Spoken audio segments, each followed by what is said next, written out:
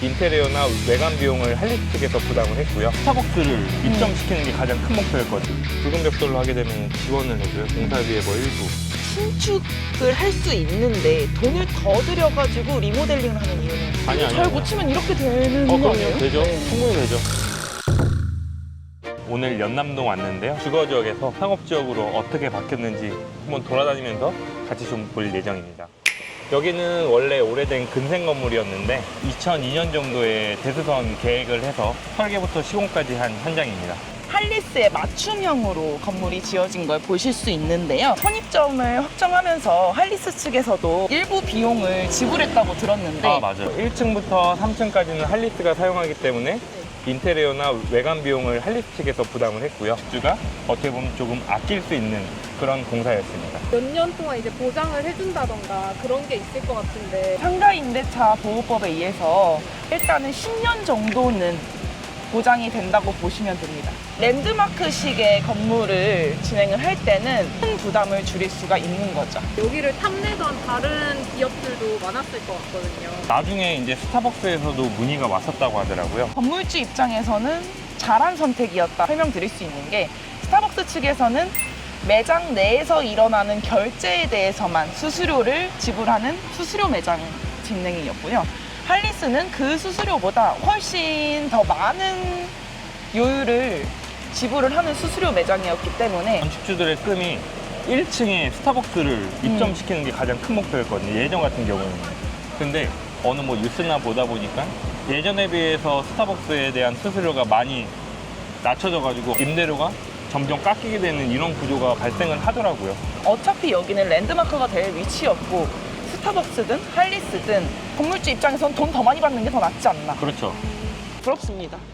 그러게요. 너무 부럽습니다. 그런 거는 예. 착오를 쓰는 거예요. 실질적으로 이제 예전 건물이다 보니까 주차 공간이 허가를 안 받았을 수도 있어요. 이런 공간은. 차고로 사용하다가 금생으로 쓰게 되면 이제 내부 인테리어성으로 이렇게. 근데 되게 아늑하고 좋네요.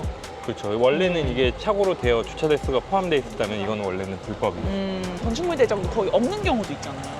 그런 경우도 있죠. 네. 예전 법규다 보니까 안 잡혀 있는 경우가 대다수고요. 그리고 주차 카드가 혹시 있다고 하면은 그거는 주차 횟수는 맞춰줘야 돼요, 무조건. 예전에 여기 단독 그 옆에 건물 같이 단독 주거 앞에 정원도 있고 하다 보니까 건폐율이 많이 남아 있는 상태였어요. 그 건폐율을 이용해서 용적률까지 같이 상향한 건물인데 여기는 건축물 대장 띄워보면은 준공 사용 승인 기준이 74년이에요. 처음에 볼 때는 신축인 줄 알고 있었는데. 노골적인 질문일 수 있는데 예. 이렇게 2층까지만 있는 주택에서 예. 완벽하게 신축을 한 것처럼 건물 형태를 띄게 하려면 예. 어느 정도까지 건축비를 생각을 해야 될까요?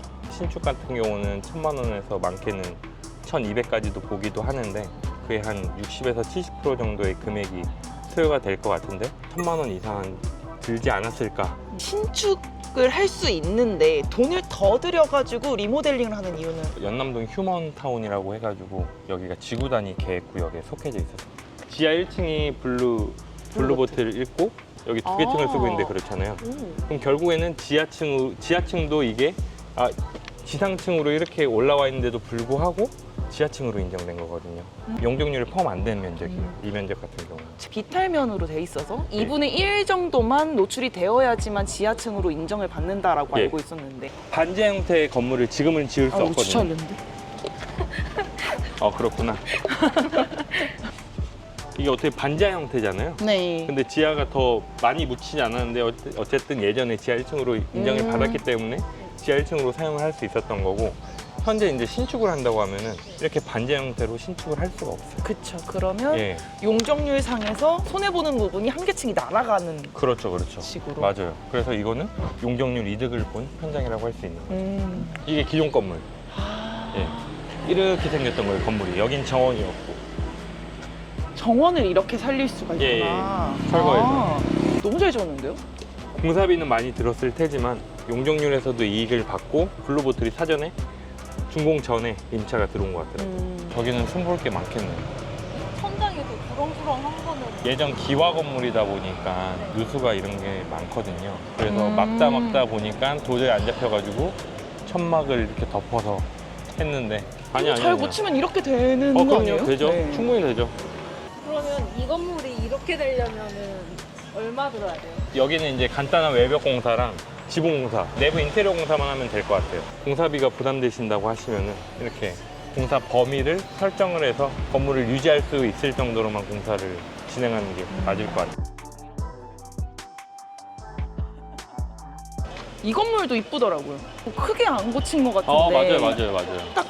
어우러지면서 이 건물의 분위기를 딱 형성하는 것 같아서 이런 식으로 옛날 빨간 벽돌 주택을 예. 근생으로 바꾼 거잖아요. 창문을 조금 크게 외벽으로 공사하는 거는 예. 대수성 공사로 들어갈까요? 공사 범위에 따라 대여선을 득해야 될 수도 있고 안 될 수도 있는데 해당 관청의 주무관하고 협의를 해야 돼요.